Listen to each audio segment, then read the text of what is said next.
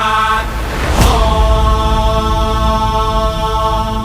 स भूमिं विश्वतो वृत्वा गन्तिष्ठद्दशाङ्गुलम् 100 heart day चॅलेंजचा आजचा 36वा दिवस आहे. काल चांगला पाऊस पडल्यामुळं आज आपण झाडांना पाणी नाही घालत. आपण या संडेला वृक्षारोपण करणार आहे.